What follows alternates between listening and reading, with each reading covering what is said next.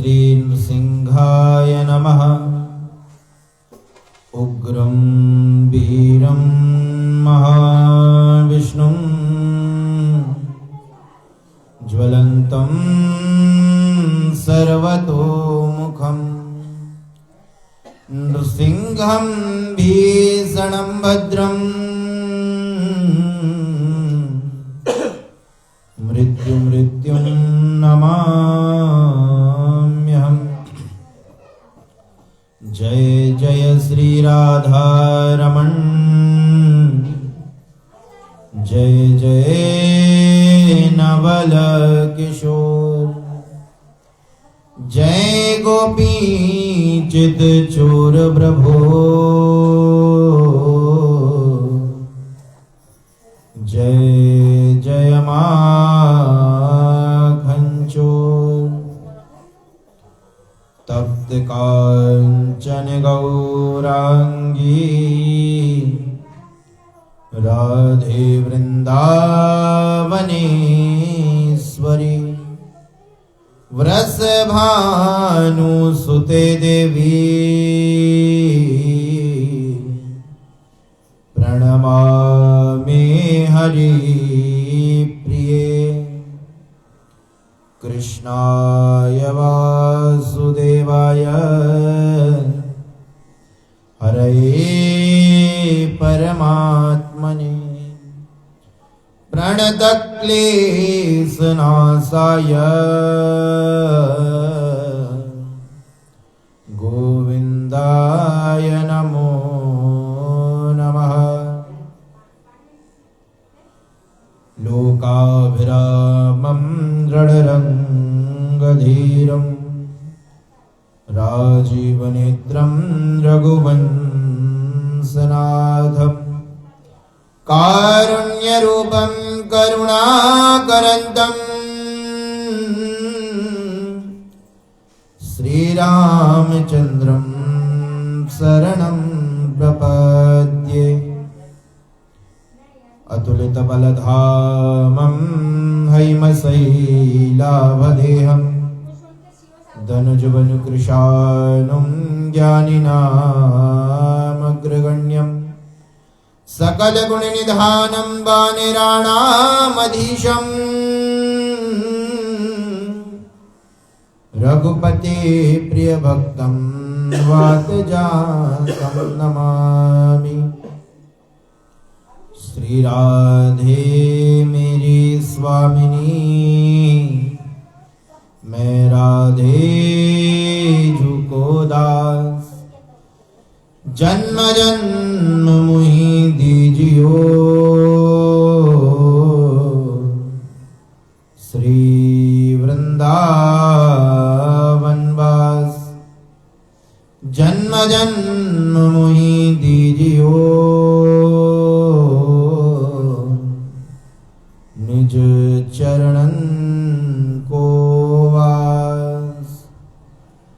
श्री कृष्ण गोविंद हरे मुरारे, हे नाथ नारायण वासुदेवा। श्री कृष्ण गोविंद हरे मुरारे, हे नाथ नारायण वासुदेवा।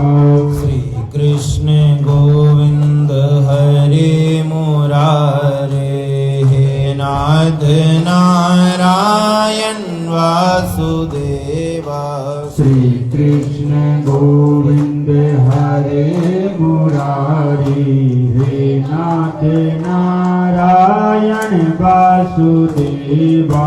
हे नाथ नारायण वासुदेवा, हे नाथ नारायण वासुदेवा। हे नाथ नारायण वासुदेवा, हे नाथ नारायण वासुदेवा। हे नाथ नारायण वासुदेवा, हे नाथ नारायण वासुदेवा। श्री कृष्ण गोविंद हरे मुरारे, नाथ नारायण वासुदेवा श्री कृष्ण गोविंद हरे मुरारी हे नाथ नारायण वासुदेवा श्री कृष्ण गोविंद हरे मुरारे हे नाथ नारायण वासुदेवा श्री कृष्ण गोविंद हरे मुरारी हे नाथ नारायण वासुदेवा गोविंद मेरी यह प्रार्थना है गोविंद मेरी यह प्रार्थना है गोविंद मेरी यह प्रार्थना है गोविंद मेरी यह प्रार्थना है भूलूं ना मैं नाम कभी तुम्हारा भूलूं ना मैं नाम कभी तुम्हारा निष्काम होकर मैं तन नाथ त्यागूं निष्काम होकर मैं तन नाथ त्यागूं हे नाथ नारायण वासुदेवा हे नाथ नारायण वासुदेवा श्री कृष्ण गोविंद हरे मुरारे हे नाथ नारायण वासुदेवा श्री कृष्ण गोविंद हरे मुरारी हे नाथ नारायण वासुदेवा श्री कृष्ण गोविंद हरे मुरारे हे नाथ नारायण वासुदेवा श्री कृष्ण गोविंद हरे मुरारी हे नाथ नारायण वासुदेवा हे नाथ नारायण वासुदेवा हे नाथ नारायण वासुदेवा हे नाथ नारायण वासुदेवा हे नाथ नारायण वासुदेवा सच्चिदानंद रूपाय विश्वोत्पत्त्यादि हेतवे तापत्रय विनाशाय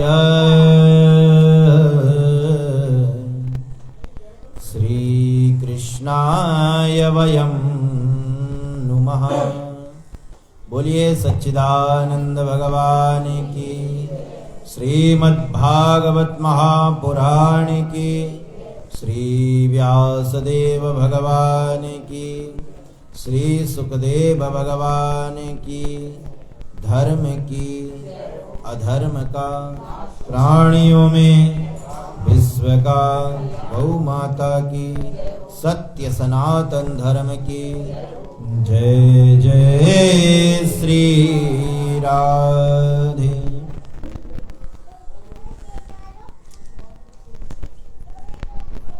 अनंत अनंतानंत पार ब्रह्म परमेश्वर जगत नियंता जगदाधार करुणा सिंधु कृपा सिंधु दीन बंधु दीनानाथ कृपा वत्सल क्षमा वत्सल दया वत्सल प्रभो नंद नंदन यशोदा नंदन बाल कृष्ण लाल के चरणों में हम आप सभी प्रणाम करते हैं, नमन करते हैं। श्रीमद् भागवत के ये जो दिव्य 18,000 श्लोक हैं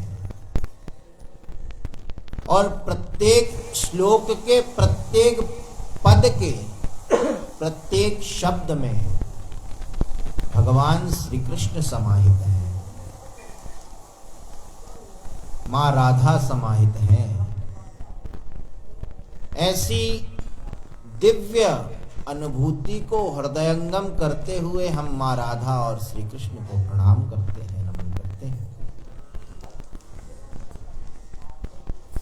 प्रातःकालीन वेला में आपने जिन देवताओं का पूजन अर्चन आवाहन इत्यादि किया, उन समस्त देवताओं को प्रणाम नमन। जिनके आचार्यत्व में यह कार्यक्रम आप लोग संपादित कर रहे हैं, ऐसे विप्र देवता ब्राह्मण बंदहु प्रथम महीसुर चरणा, सबसे पहले प्रणाम ब्राह्मणों को किया, क्योंकि ब्राह्मण ही एकमात्र ऐसा आपके जीवन में व्यक्ति होते हैं, ऐसे देवता। कहा जाता है कि जो भूमि के देवता ब्राह्मण हैं, कि दैवाधीनम जगत सर्वम, सारा जगत देवताओं के अधीन है और देवता मंत्रों के अधीन है और मंत्र ब्राह्मणों के अधीन है। इसीलिए तस्मात् ब्राह्मण देवता, इसीलिए ब्राह्मण ही सबसे श्रेष्ठ देवता माने जाते हैं। और महाराज स्मरण रखना, हर व्यक्ति, बुरा मत मानना, लेकिन बात बिल्कुल पक्की है, प्रत्येक जैसे वकील साहब हैं, सदैव ये प्रयास करेंगे, प्रार्थना करेंगे कि आप किसी ना किसी केस में फंसो, तब हमारा कुछ काम धंधा चले। डॉक्टर साहब हमेशा ये सोचेंगे कभी आप निरोगी रहो ही मत, रोग से ग्रसित रहो। प्रत्येक व्यक्ति आपसे कुछ ना कुछ अपेक्षाएं करते हैं, लेकिन एकमात्र ब्राह्मण ऐसे होते हैं महाराज, जो सदैव आपके घर में शुभ चाहते हैं, सदैव आपके घर मंगल होता रहे, मंगल पाठ होता रहे, वेद मंत्र घोषित होते रहे, आपके घर में सब सुरक्षित रहें, सुखी रहें, आशीर्वाद देते हैं।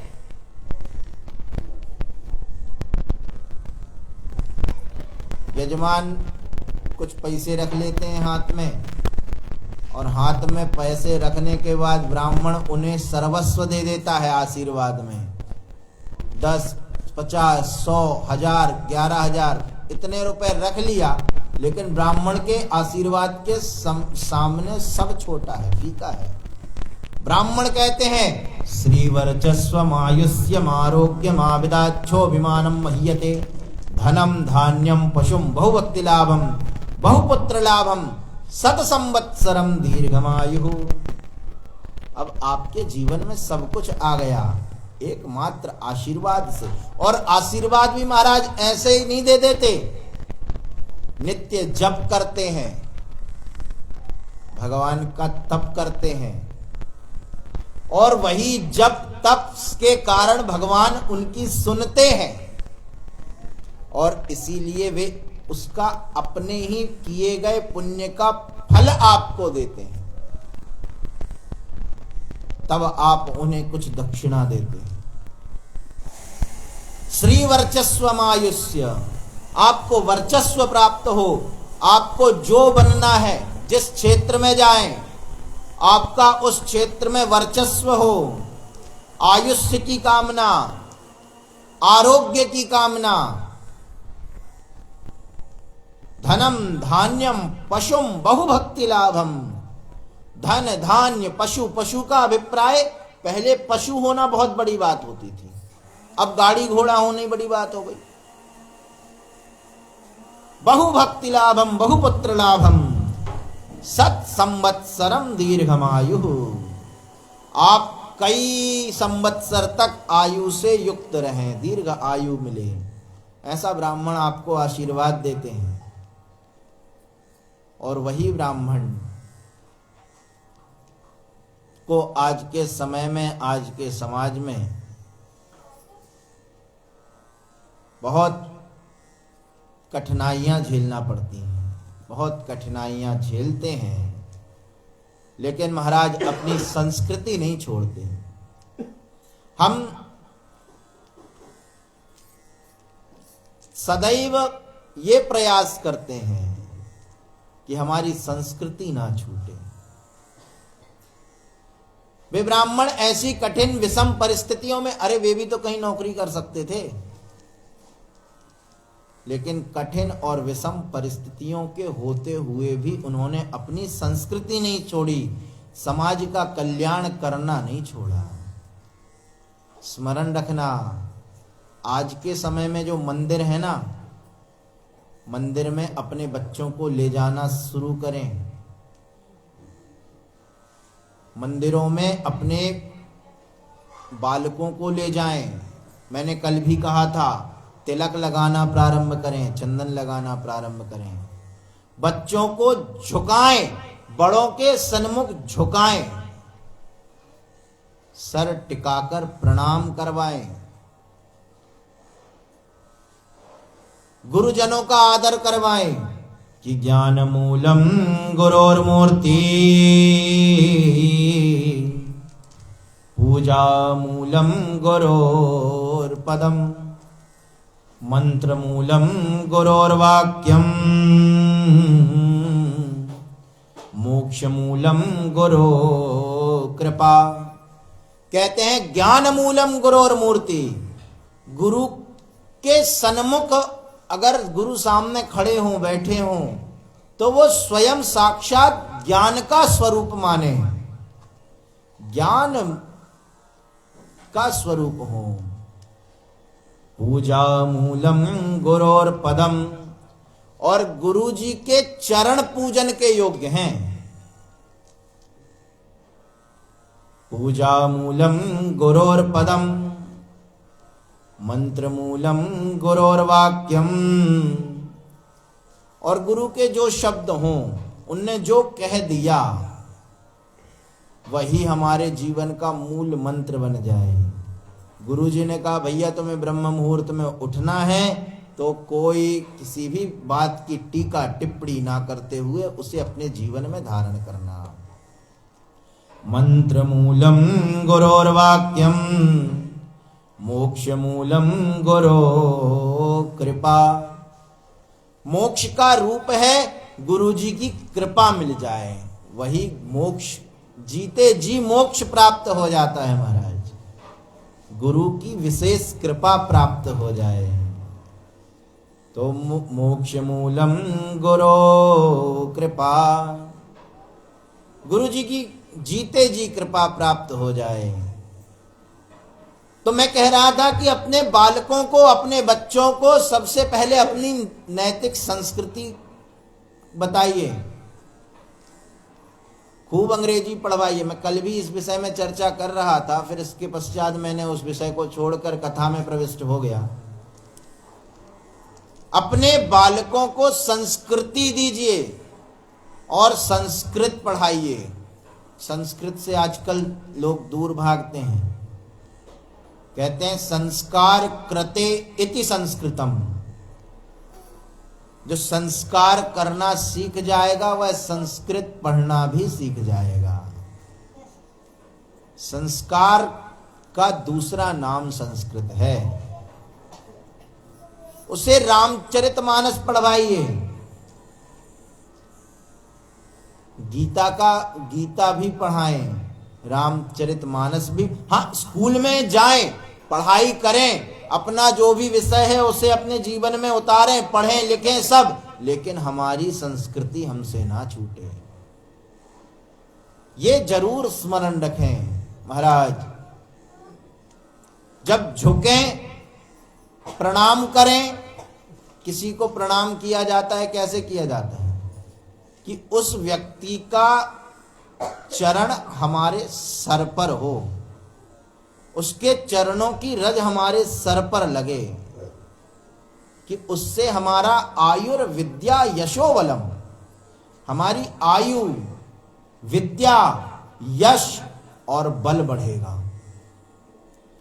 लेकिन आजकल क्या हो गया, ऐसा घुटना पकड़ा और छाती से लगा लिया, घुटना पकड़ा छाती से लगाया कि महाराज तुम्हारे घुटना फूटे तो दिल को सुकून पड़े।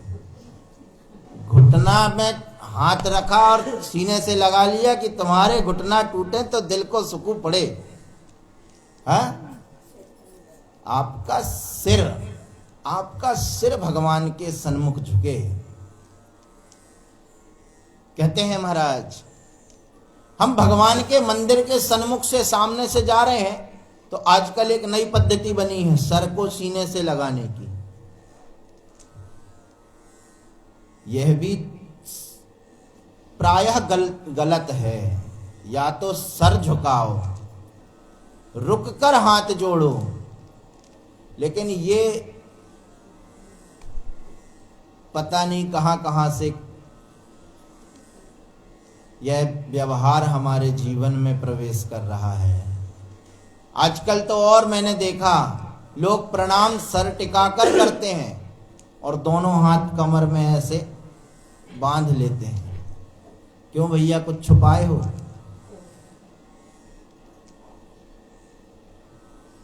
भगवान को प्रणाम करो, हाथ सन्मुख हो, दंडवत, जैसे डंडा होता है। स्त्रियों को नहीं, पुरुषों का। तो ऐसे प्रणाम होता है। प्रणाम करने की पद्धति सीखें, प्रणाम करना जाने की। प्रणाम क्या होता है? प्रणाम करना सामने वाले को सम्मान देना नहीं होता। आजकल एक चीज और आ गई कि हमें प्रणाम नहीं किया, हमें पांव नहीं पकड़े, हमारे अपमान कर दिया। प्रणाम करना सम्मान नहीं है। प्रणाम करना स्वयं के ऊपर हम बड़ों का, बुजुर्गों का सम्मान कर रहे हैं और हम उनसे आशीर्वाद ले रहे हैं। ये इसमें हमारा फायदा है। जिसके पैर छुए उसका कोई ना फायदा है ना नुकसान है, लेकिन वो अपना नुकसान खूब समझने लगते कि भैया हमारे पाँव नहीं पड़े उनने।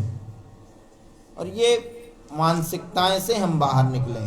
तो मैं कह रहा था कि यह श्रीमद् भागवत के आचार्य, हमारे आचार्य सुदीप जी महाराज, श्री विनय जी महाराज, ये इन्होंने 7 दिन तक आप सभी के बीच में, आप सभी के मध्य होकर और भगवान का बड़ा सुंदर पूजन कराया और आपने इसका पूर्ण लाभ लिया। और इसके पश्चात आप सभी भक्तिमयी माताएं, भाई, आप सबके अंतस्त में बैठे हुए प्रभु श्री सीताराम के चरणों में मैं प्रणाम करता हूं, नमन करता हूं। आज हम श्रीमद् भागवत के अंतिम दिवस में प्रवेश कर चुके हैं। यह अंतिम दिवस है, यह अंतिम दिन है, यह अंतिम दिन। आज मेरी कथा पूर्ण होगी, मेरी कथा का विश्राम होगा, इस कथा का विश्राम होगा। यह ग्रंथ बंद हो उसके पूर्व अपने जीवन की ग्रंथि खोल लेना। यह ग्रंथ जब मैं बंद करूं उसके पूर्व अपने जीवन की संपूर्ण प्रवृत्तियों को खोल लेना। अपने जीवन की ग्रंथियां खुल जाएं। हमें परम तत्व का बोध होने लगे। हमें जप करने नहीं निकलना, हमें कहीं पर्वत पहाड़ों में झोला लेके नहीं जाना। हमें घर को ही तपस्थली बना लेना है। हमें हमारे मन को ही हिमालय बना लेना है। हम अपने मन को ही माला बना लें। हम अपने मन को ही कृष्ण बना लें और इसी मन को उन्हें समर्पित कर दें। और हम आप सभी ने भगवान की परम दिव्य, कल भगवान का दिव्य विवाह किया। भैया स्मरण रखना, भगवान श्री कृष्ण एक ऐसा व्यक्तित्व हैं जिनके जीवन में सबसे ज्यादा दुख आए, आज तक मुझे लगता है कि किसी के जीवन में इतने दुख ना आए होंगे। हमारे जीवन में थोड़े बहुत दुख आए और हम रुदन करने लगते हैं, रोने लगते हैं कि हाय हाय भगवान हमारे साथ क्या कर दिया, हमें तो भगवान, अब हम तो तुम्हें मानते ही नहीं, भगवान को उठाए ठंडे कर आए। लेकिन जो स्वयं ईश्वर थे, जो स्वयं भगवान थे, अरे जिसका जन्म ही जेल में हुआ हो, जेल में जिसने जन्म लिया और जन्म के पश्चात ही, कुछ ही क्षणों पश्चात जिनने जन्म दिया उन माता पिता से बिछोह हो गया, वे छूट गए। और जब वे छूटे तो यहां नंद बाबा यशोदा मिल गए। उनसे भी 11 वर्ष तक यशोदा, नंद बाबा, पूरा ब्रजमंडल, वृंदावन, ये सब के सब 11 वर्ष तक साथ में रहे। इनसे बड़ा प्रेम हो गया। ये कथा तो आपने खूब बढ़िया सुनी भी। 11 वर्ष तक भगवान रहे। इनसे जितना अधिक प्रेम हुआ, उनका साथ भी भगवान को छूट गया, वे भी छूट गए। कथा आती है भगवान मथुरा गए। यहां भगवान 11 वर्ष तक, जब तक वृंदावन में रहे, तब तक जेल में, जेल के बाद महाराज 7 दिन के हुए और पूतना मौसी मारने आ गए। सुख शांति से कहीं एक दिन भी नहीं बैठे। हर दिन कंस कोई ना कोई दैत्य भेजता, कोई ना कोई विपत्ति, कोई ना कोई कष्ट जीवन में लगा ही रहता था। लेकिन कन्हैया कभी रोए नहीं, दुखी नहीं हुए। कभी आपने सुना भाई भगवान दुखी हुए हों या रोए हों? श्री कृष्ण का संपूर्ण चरित्र आप श्रवण कर लेना। श्री कृष्ण कभी रोए नहीं है, दुखी नहीं हुए, मुस्कुराते रहे और महाराज बंसी बजाते रहे। और इसके पश्चात जब मथुरा आए, अपने सगे मामा, जो मामा बार बार कष्ट दे रहे थे, पीड़ा दे रहे थे, उनको ही मारना पड़ा, स्वजनों को ही मारना पड़ा। और कुछ ही दिन, और यहां तो सारा ब्रजमंडल वैसे ही छूट गया। मथुरा में रहे, मथुरा में कुछ दिन रहे। जरासंध एक दिन चैन से नहीं बैठने देता। 17 बार आक्रमण किया, 17 बार आक्रमण किया। और 18वीं बार जरासंध को चाहते तो मार सकते थे, लेकिन ब्राह्मणों और गायों की रक्षा के लिए भगवान को वह रण को छोड़कर जाना उचित लगा। केवल और केवल गायों की रक्षा के लिए, ब्राह्मणों की रक्षा के लिए रणछोड़ नाम स्वीकार कर लिया। बोलिए रणछोड़ भगवान की। ऐसे भगवान, और अंततो गत्वा कहां जाकर बसे? बीच समुद्र में, समुद्र के बीचों बीच द्वारिका वसाई, वहां जाकर निवास किया। और सारे जीवन में इसके पश्चात विवाह के पश्चात भी बड़े कष्ट, महाराज महाभारत इत्यादि युद्ध, और अंततो गत्वा यदुवंश संहार, सारा यदुवंश समाप्त हो गया। लेकिन भगवान के चेहरे में सिकन भी नहीं आई, दुखी नहीं हुए, और मुस्कुराते मुस्कुराते अपने स्वधाम चले गए। भगवान कभी रोए नहीं। आध्यात्मिक अर्थों में प्रत्येक व्यक्ति माया के बंधनों में, जेल में ही जन्म लेता है। माया रूपी जेल में सदैव हर व्यक्ति जन्म लेता है। कहा जाता है कि ये जो जीव है ना, जब मातृ गर्भ में होता है, माता के गर्भ में होता है, तो वो जीव बड़ा कष्टमय होता है, बहुत दुखी होता है। अब प्रभु कृपा करहूँ एहि भांति, सब तजी भजन करहूँ दिन राति। अब प्रभु कृपा करहूँ एहि भांति, सब तजी भजन करहूँ दिन राति। हे प्रभु ऐसी कृपा करो ये माता जी के गर्भ से जल्दी बाहर निकलूं, और जल्दी से जल्दी बाहर निकलूं, और जैसे ही बाहर निकलूंगा प्रभु पक्की बात है मैं सब कुछ छोड़कर आपका भजन करूंगा।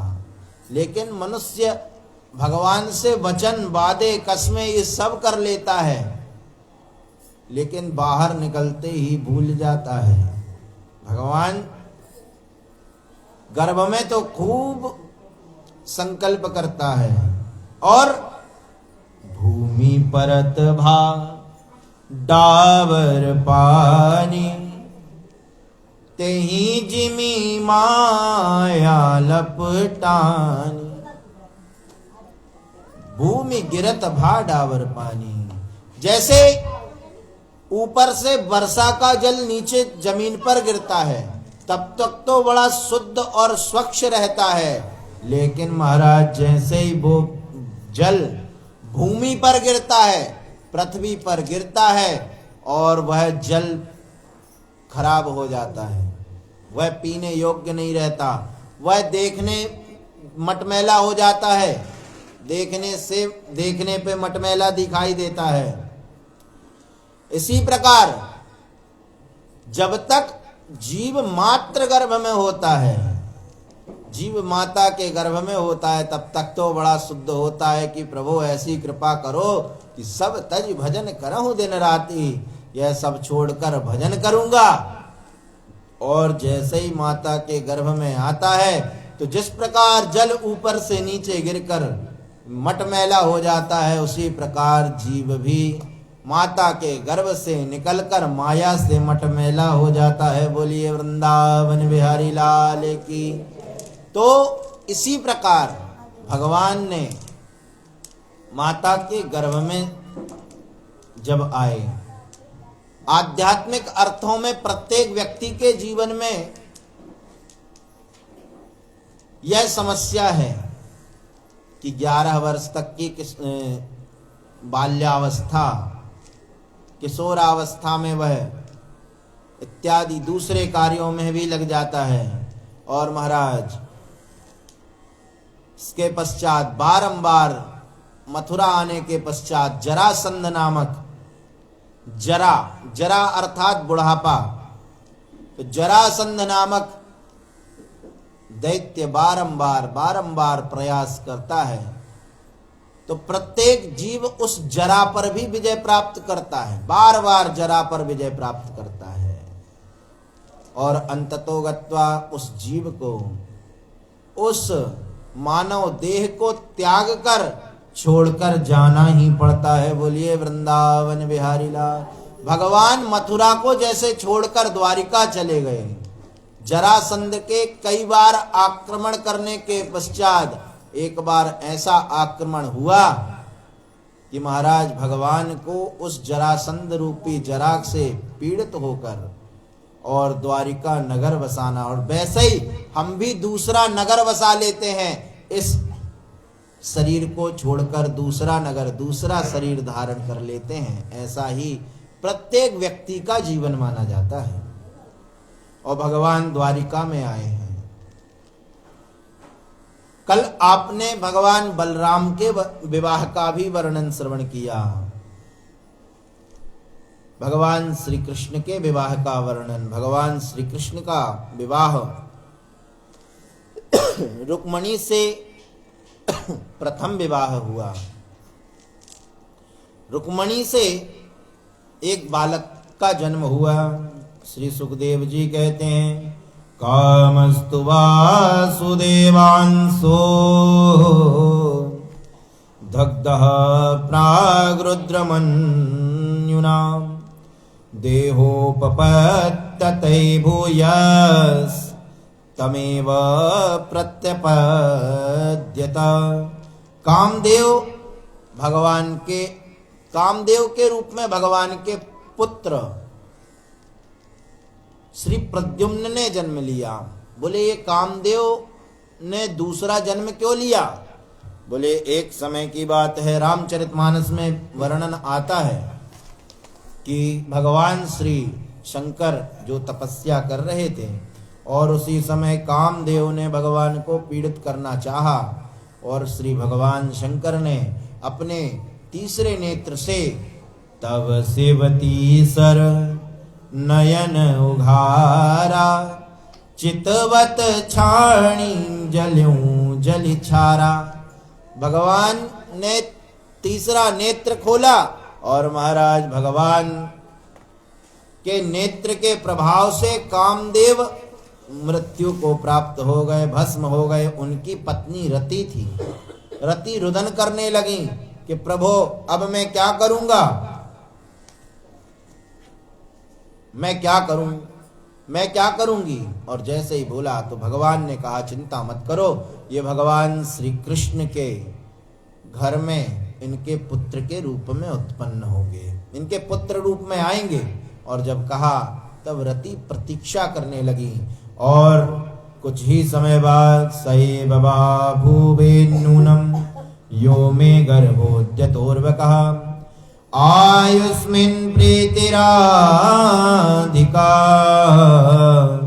वामा स्फुरति मे भुजः। कहा कि हो ना हो ये वही बालक है, यह कामदेव के रूप में, कामदेव के रूप में प्रद्युम्न ने ही जन्म लिया। और यहाँ पर अन्य कथाओं का भी वर्णन है। भगवान श्री सुखदेव जी कहते हैं कि हे परीक्षित, भगवान के तो ऐसे 16,108 विवाह हुए। 16,108 विवाह भगवान के हुए, जिसमें 8 भगवान की पटरानियां थीं। श्री परीक्षित ने कहा महाराज जी मुझे इन सभी विवाहों की कथा श्रवण कराएं। भगवान ने कहा, श्री सुखदेव ने कहा कि सत्राजिता स्वतनया कृष्णाय क्रदकिल्बिषः स्यामन्तकेण मणिना स्वयमुद्यम्य दत्तवान्। सत्राजित राजा से भगवान को एक कलंक लग गया और उस कलंक के कारण महाराज उन्हें सत्यभामा प्राप्त हुई। परीक्षित ने पूछा महाराज जी सत्राजिते किम करो, सत्राजित ने क्या किया था ऐसा? और ब्रह्मण्य कृष्ण कृष्णस्य किल्बिषम, ऐसा कौन सा अपराध किया जिसके करने से भगवान को यह कलंक प्राप्त हुआ, कलंक लगा? तब श्री सुखदेव जी कहते हैं आसीत सत्राजिको सूर्यो भक्तस्य परमः सखः प्रीतस्मै मणिं प्रादात् सूर्यस्तुष्टस्य मन्तकम्। कहा कि सत्राजित नाम का एक सेठ था भगवान के यहाँ पर, जो सूर्य का भक्त था, भगवान सूर्य का बड़ा भक्त था। उसने भगवान सूर्य की बड़ी कठिन तपस्या की और जिसके प्रभाव से भगवान सूर्य ने उसे एक दिव्य मणि प्रदान की। और दिव्य मणि जब उसने पहनी, भगवान ने कहा, भगवान सूर्य ने, कि ये मणि रोज 8 भार सोना तुम्हें देगी। और जब भी वह मणि को कोई धारण करता सत्राजित, तो ऐसा लगता जैसे कि साक्षात सूर्य देव आ रहे हों। इतनी दिव्य सत्राजित की वह श्यामंतक मणि थी।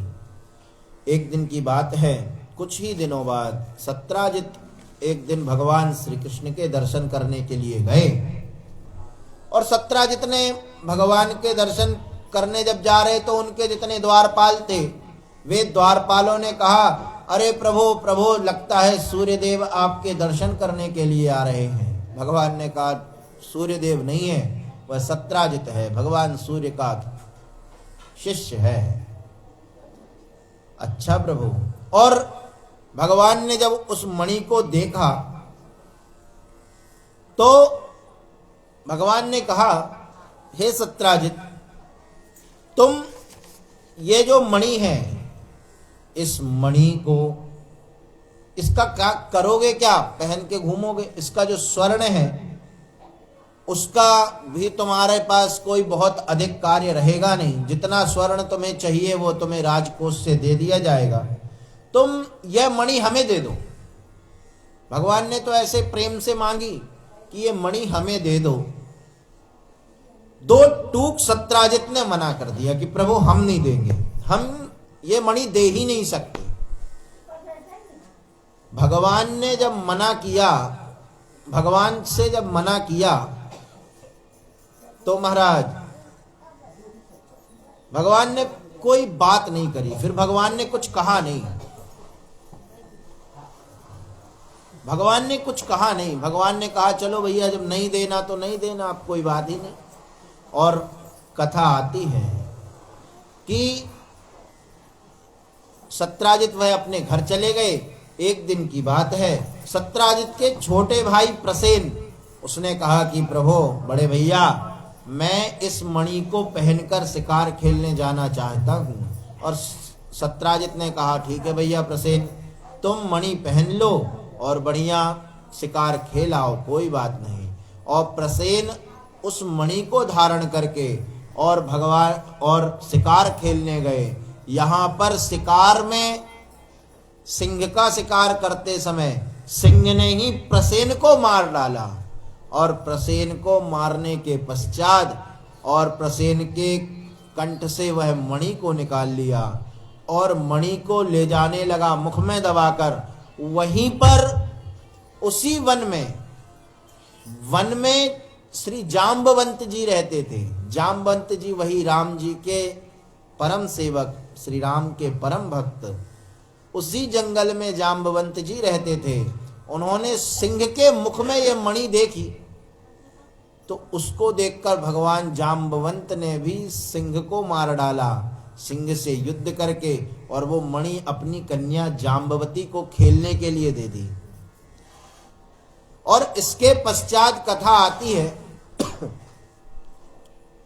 कई दिन तक प्रसेन अपने घर नहीं आए, प्रसेन अपने घर ही नहीं आए।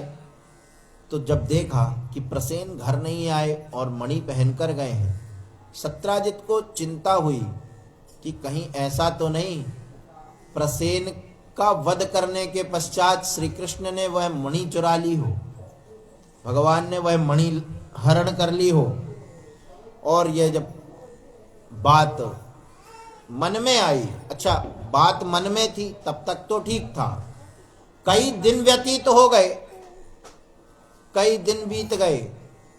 एक दिन पत्नी ने पूछा कि स्वामी आप क्यों इतने चिंतित हैं, आपकी चिंता का कारण बताएं। तब सत्राजित ने कहा कि देवी किसी से कहना नहीं, लेकिन मेरे मन में एक चिंता है। बोले क्या?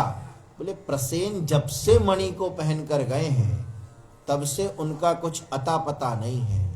मुझे ऐसा लगता है कि शायद श्री कृष्ण ने उनका वध करके और वो मणि ले ली है। और अंत में जब कह दिया कि किसी से कहना नहीं, ये सबसे बड़ी गलती है। अब माताओं से कह दिया जाए ये किसी से कहना नहीं, तो फिर ये पक्की बात है कि, है ना। मैंने कथा उस दिन सुनाई थी ना कि एक घर में एक पंडित जी की पत्नी सदैव उल्टी चले, और उल्टी चलने के बाद एक दिन की बात है, हरिद्वार में मेला लगा। पंडित जी ने मना किया, भैया वहाँ गंगा जी में स्नान करने ज़्यादा अंदर मत जाना, और वह चली गई, डूब गई, और डूबी और बह गई। पंडित जी ने गोफ्ताखोरों से कहा कि भैया वहाँ नहीं, दूसरी जगह उल्टी तरफ से ढूंढो। बोले क्यों? बोले जो स्त्री जीवन भर उल्टी चली हो वो सीधी नहीं बहेगी, वो उल्टी बहेगी। तो ऐसा ही, अच्छा ये इसलिए भी है क्योंकि स्त्रियों का, देवियों का, माताओं का जो हृदय होता है बड़ा कोमल होता है, निष्कपट होता है। इसीलिए भी ये बात जो है, और जब कहा कि देवी किसी से कहना नहीं, तब देवी जी भी थोड़ी चिंतित हो गई। पड़ोस की सखी ने बोला, देवी तुम क्यों इतना, अरे बहन क्यों परेशान हो? बोले तुम किसी से नहीं कहना, लेकिन ऐसी ऐसी बात है। उसने कहा क्यों बहन, हम क्यों कहेंगे, तुम्हारी बात कभी किसी से कही है क्या? और शाम को जब श्रीमान जी घर आए तो उनसे भी यही बात कही कि श्रीमान जी आप किसी से मत कहना।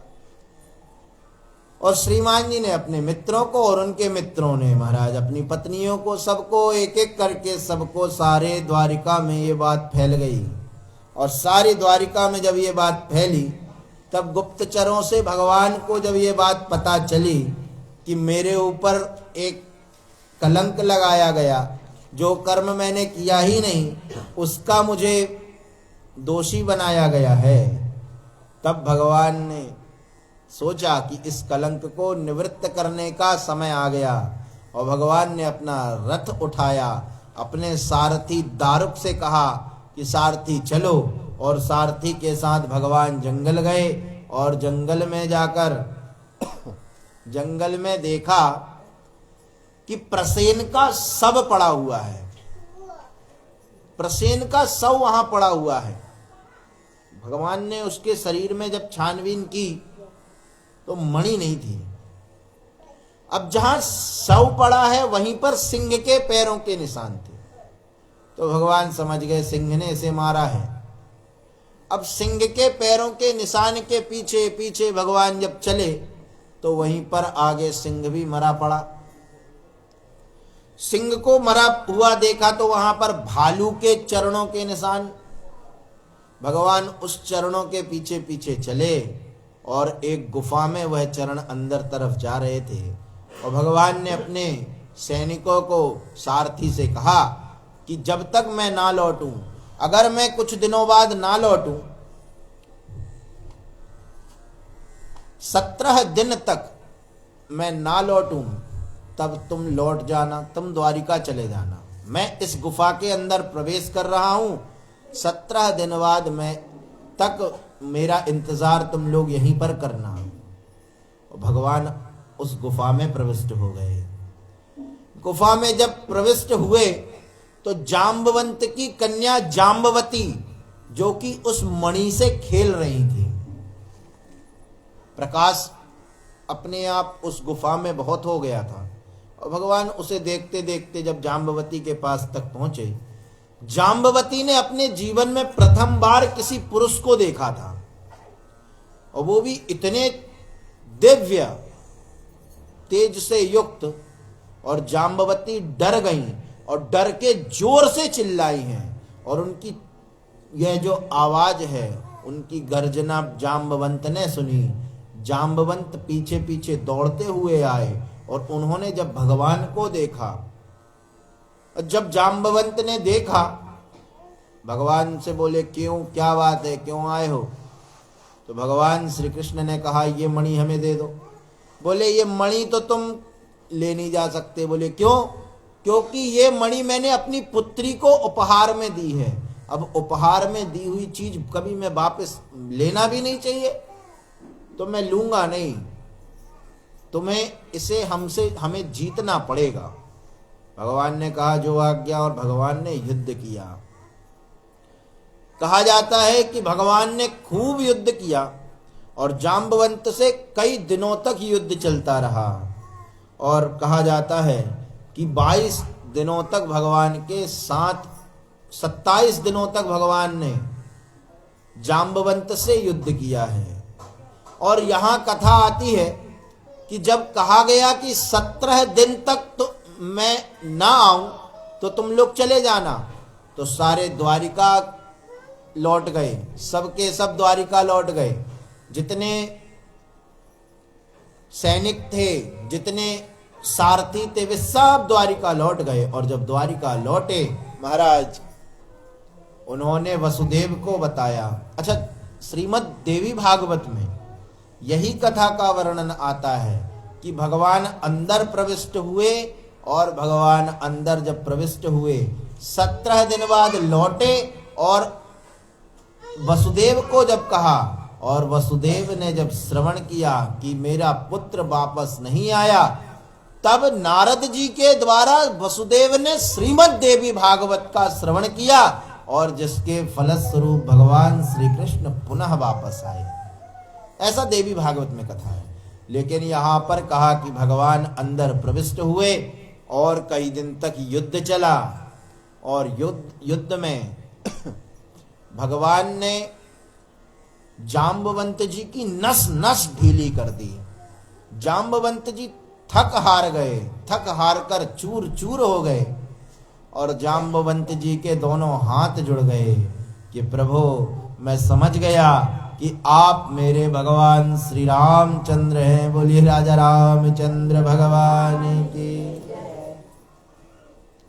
रघुनंदन अवध बिहारी जी श्री राम का स्मरण करते हैं। रघुनंदन अवध बिहारी जी सुध लेना हमारी।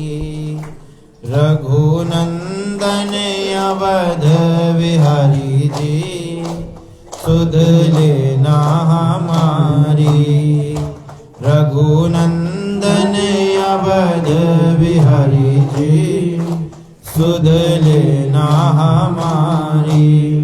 तुमने लाखों पापी तारे, तुमने लाखों पापी तारे, तुमने लाखों पापी तारे। तुमने लाखों पापी तारे। गीध अजामिल गणिका तारे। गीध अजामिल गणिका तारे। अब आई हमारी बारी जी सुध लेना हमारी। आई हमारी भाई जी सुध लेना हमारी। रघुनंदन अवध बिहारी जी सुध लेना हमारी। रघुनंदन अवध बिहारी जी सुध लेना हमारी। दया के सागर हो रघुनंदन। दया के सागर हो रघुनंदन। दया के सागर हो रघुनंदन। दया के सागर हो रघुनंदन। हम सब करते आपको वंदन। हम सब करते आपको वंदन। हम सब करते आपको वंदन। हम सब करते आपको वंदन। हमें लीजो नाथ यो बारी जी सुध लेना हमारी। हमें लीजो नाथ यो बारी जी सुध लेना हमारी। रघुनंदन अवध बिहारी जी सुध लेना हमारी। रघुनंदन अवध बिहारी जी सुध लेना हमारी। सीतानाथ अनाथ की सुन लो। सीतानाथ अनाथ की सुन लो। सीतानाथ अनाथ की सुन लो। सीतानाथ अनाथ की सुन लो। भक्ति कांवर हमको दे दो। भक्ति कांवर हमको दे दो।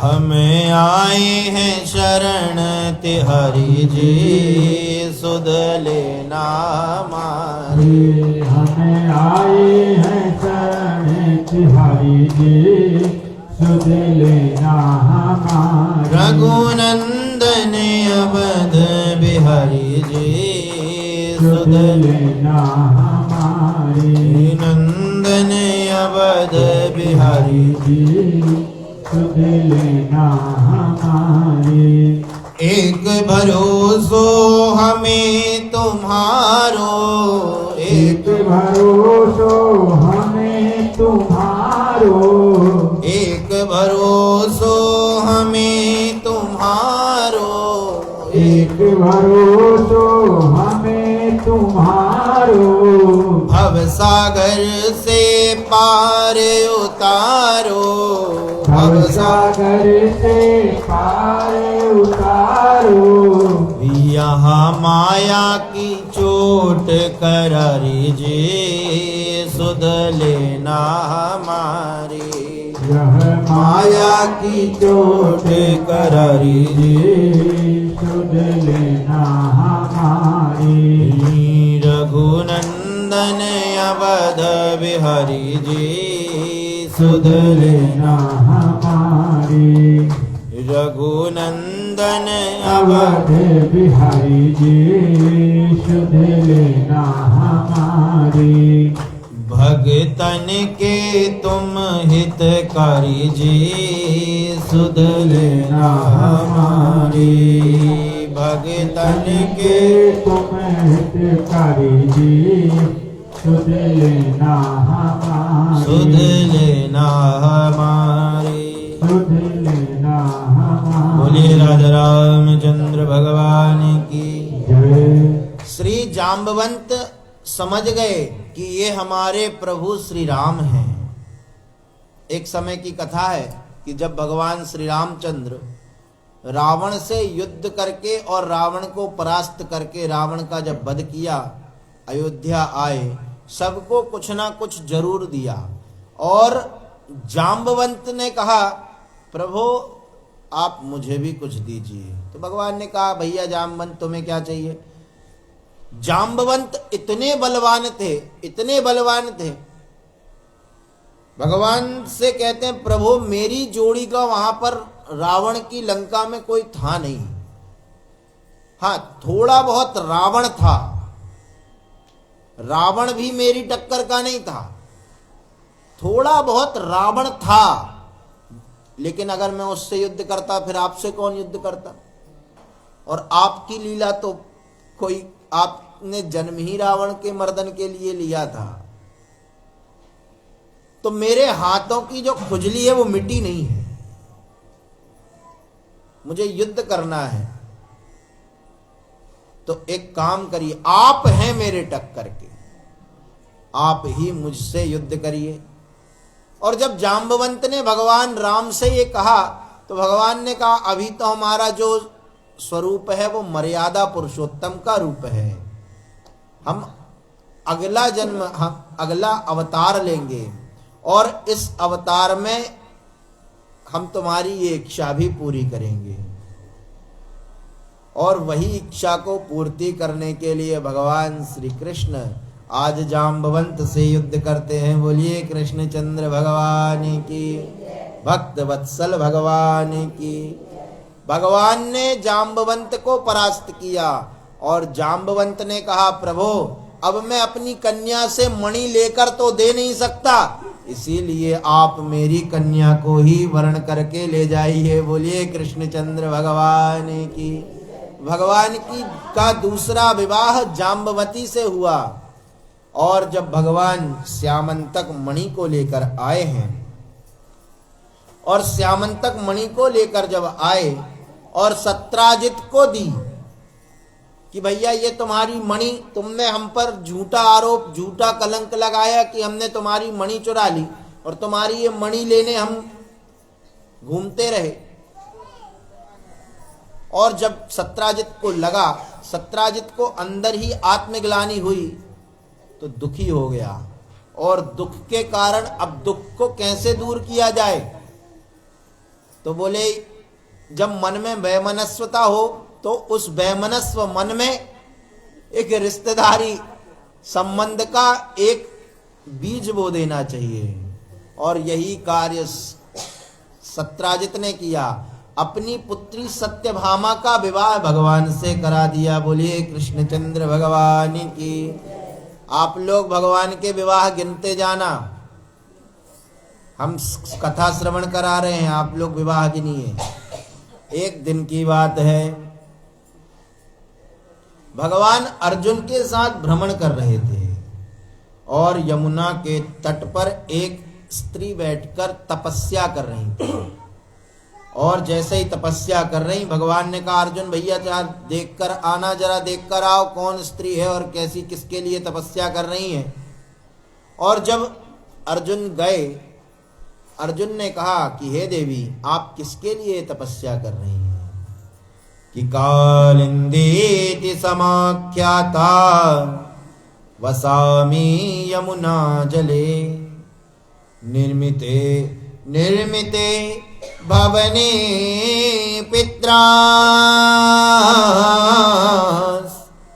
यावदच्युत दर्शनम। कहा कि कालिंदी समाख्याता, मेरा नाम कालिंदी है, मेरा नाम यमुना है। ऐसा कहा कि मैं कालिंदी हूं। अहम देवस्य सवितुर दुहिता पतिमिच्छति विष्णुं वरेण्यं वरदं तपः परममास्थिता। बोले मैं सूर्यदेव की पुत्री हूं और मैं सर्वश्रेष्ठ वरदानी भगवान श्री विष्णु को पति के रूप में प्राप्त करना चाहती हूं और मैं इसीलिए तपस्या कर रही हूं। बोले अच्छा देवी, कि नान्यम पतिम व्रणो वीरे तमृते श्रीनिकेतनम तुष्यता मे समे भगवान मुकुंदो नाथ संश्रयः। और मैं लक्ष्मी के उन परम आश्रय वाले प्रभु के अतिरिक्त और किसी को वरण नहीं करना चाहती। अर्जुन ने कहा कि देवी तुम्हारा नाम क्या है, तुम कौन हो, थोड़ा अपना नाम भी तो बताओ। तो कहती हैं कालिंदी समाख्याता बसामी यमुना जले। मेरा नाम कालिंदी है और मैं यमुना जल में रहती हूं। निर्मिते भवने पित्रा यावदच्युत दर्शनम। कहा कि मैं अच्युत अर्थात भगवान श्री कृष्ण के दर्शन करना चाहती हूं, उन्हें पति के रूप में प्राप्त करना चाहती हूं। अच्छा, श्री कृष्ण से विवाह करना चाहती हो? बोले हाँ। तो भगवान श्री सबसे श्रेष्ठ हैं, सबसे सुंदर हैं। अर्जुन ने कहा देवी जी थोड़ा यहां